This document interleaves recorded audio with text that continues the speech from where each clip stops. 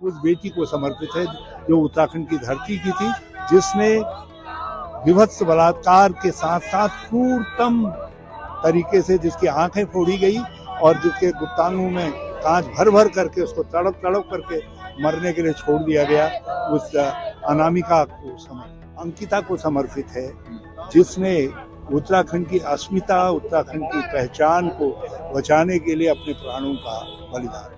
जो राज्य सरकार की तरफ से जो बयान है कि वहाँ एक कक्ष वीआईपी कक्ष है, उसमें जो आता है वो वीआईपी है, तो ये जो है उतना ही खतरनाक बयान दिखाई देता है जितना जो है बुलडोजर चलाना था।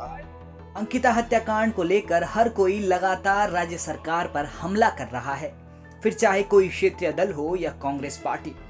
कांग्रेस के वरिष्ठ नेता हरीश रावत लगातार अंकिता हत्याकांड को लेकर धामी सरकार को घेर रही हैं।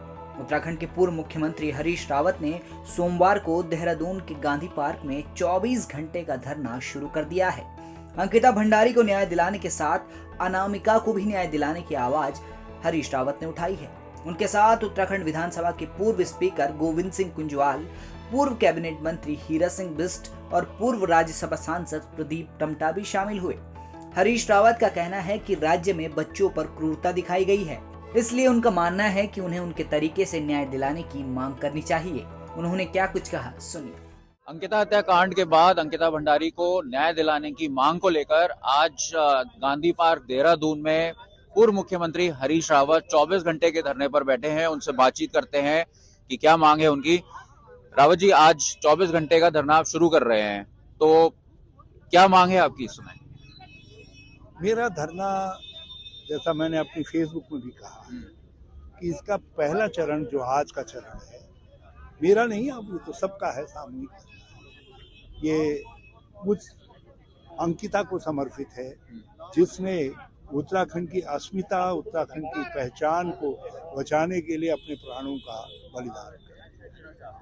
उसके बलिदान के साथ न्याय हो सके, उसको समझे। दूसरा चरण उन बेटियों को है जो हमारे अपने लोगों के, कमजोर वर्ग के, गरीब वर्ग के बेटियों के, जो हमारे अपने लोगों के हविश का शिकार हुई है, उनके दोषियों को सजा मिले।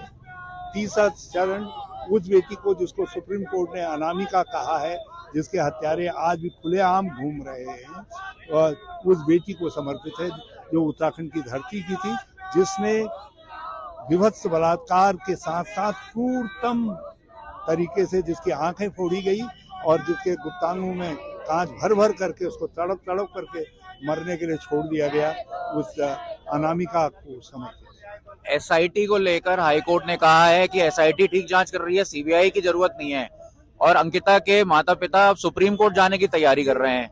जन भावना है, जन अदालत है, और इस जन अदालत का एक स्वर है कि जो है न्यायिक देखरेख में सीबीआई जांच करे। ये जन आकांक्षा की आवाज है। आप मांग कर रहे हैं सीबीआई जांच की? मैंने कहा, मुझे सीबीआई पर कभी यकीन नहीं रहा है, और मैं इस राज्य का मुख्यमंत्री रहा हूँ। मैं इस राज्य की एसआईटी को केवल इसलिए भी नहीं कहूँगा कि मुझे विश्वास नहीं है, लेकिन जो है कि इसलिए नहीं कर सकता क्योंकि आज दूसरा कोई व्यक्ति मुख्यमंत्री है। मैं उस पर टिप्पणी नहीं करना चाहूँगा। हाँ, मैं ये जरूर करना चाहूँगा कि कुछ सवाल उठे हैं लोगों के मन में, इसीलिए सारा उत्तराखंड अपने अपने तरीके से अंकिता के सवाल को लेकर के सामाजिक, राजनीतिक संगठन, सांस्कृतिक संगठन संघर्षरत हैं। रावत जी, एक तरफ पुलिस जो है वो शिकंजा करने की कोशिश कर रही है, कसने की कोशिश कर रही है। नार्को के लिए मना कर दिया है तीनों ने, पहले लिखित स्वीकृति दे दी, उसके बाद मौखिक रूप से मना कर दिया है, तो और वीआईपी का नाम भी सामने नहीं आ रहा है। आप लगातार सोशल मीडिया पे इस बात को साझा कर रहे हैं। मैं एक बात जरूर कहना चाहूंगा, यदि मुख्यमंत्री सुन रहे हो तो जो राज्य सरकार की तरफ से जो बयान है कि वहाँ एक कक्ष वीआईपी कक्ष है, उसमें जो आता है वो वीआईपी है, तो ये जो है उतना ही खतरनाक बयान दिखाई देता है जितना जो है बुलडोजर चलाना था। जो अंकिता का केस जब उजागर हुआ उसके बाद जिस तरीके से बुलडोजर की कार्रवाई की गई वो कहीं पे भी जांच में नहीं है। हालांकि 201 धारा लगाई गई है, जो कि बताती है कि सबूतों के साथ छेड़छाड़ की गई, लेकिन उसमें विधायक रेणु बिष्ट का क्या रोल था या और लोगों का क्या रोल था, ये बात सामने नहीं आई। इस सब पर कोई टिप्पणी नहीं करूंगा, क्योंकि बहुत सारी चीजें इसमें लोगों के मन में आशंकाएं हैं, बहुत सारे सवाल हैं। वहीं कैबिनेट मंत्री रेखा आर्य ने हरीश रावत के धरने पर उन पर ही हमला बोलते हुए कहा कि चुनाव से लेकर अब तक हरीश रावत ने जो भी मुद्दे उठाए हैं, फिर चाहे वो गंगा में स्नान का हो या फिर सरकार पर आरोप लगाने का, कहीं भी वो टिक नहीं पाए हैं। वो मीडिया में आने के लिए ऐसे ढोंग रचते हैं। यदि वो इतना ही चिंतित हैं तो सबसे पहले अपने बारे में चिंता करें, जो कांग्रेस के लिए मुसीबत बन चुके हैं। रेखा आर्य का बयान सुनिए।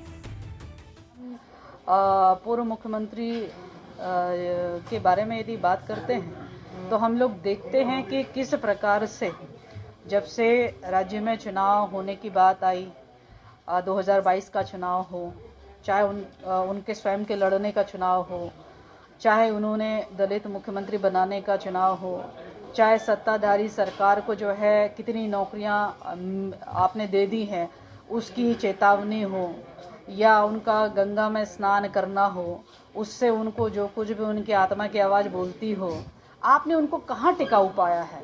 आप यदि देखेंगे तो उनके धरना प्रदर्शन केवल और केवल मैं समझती हूँ कि मीडिया में रहने का एक माध्यम है, इससे ज़्यादा कुछ नहीं। यदि वो बहुत कुछ कर रहे होते तो मुझे लगता है कि जो कांग्रेस की प्रतिदिन जो है, जो दिन प्रतिदिन जो गिरावट आ रही है, चाहे संख्या बल से चाहे वैचारिक रूप से, मैं समझती हूँ कि उनको उस पर चिंतन करना चाहिए। और जो वो स्वयं कांग्रेस के लिए संकट बन चुके हैं, सबसे पहले तो वो अपना जो है इस बारे में जरूर चिंतन करना चाहिए कि वो कांग्रेस को क्या अस्तित्व में भी रखना चाहते हैं, नहीं रखना चाहते हैं। मौजूदा सीएम पुष्कर सिंह धामी ने भी अंकिता मामले में कहा कि एसआईटी लगातार जांच कर रही है और सरकार ने इस जांच में कोई भी कमी नहीं छोड़ी है। साथ ही हम अपराधियों को सजा देने में कोई कसर नहीं छोड़ेंगे। मुख्यमंत्री ने कहा कि माननीय न्यायालय ने भी एसआईटी की जांच को सही बताया है। देखिए, उस पर चूँकि स्पष्ट रूप से माननीय न्यायालय का आदेश आया है, माननीय न्यायालय ने उस पर फैसला दिया है और उस फैसले के अनुरूप हम लोग लगातार आगे बढ़ रहे हैं और अंकिता भंडारी कांड में हमारी तरफ से 1% भी कहीं कोताही नहीं बरती जाएगी। जो भी अपराधी हैं उनको सख्त से सख्त सज़ा मिले, उसकी चार्जशीट दाखिल हो गई है उस पर, और जो भी कार्रवाई होनी होगी वो सारी कार्रवाइयाँ की जाएगी। अंकिता हत्याकांड का मामला हो या सड़कों की दुर्दशा, पूर्व सीएम ने लगातार राज्य सरकार पर हमला बोला है। वहीं बीजेपी नेताओं ने हर बार हरीश रावत के धरने को राजनीतिक स्टंट बताया है।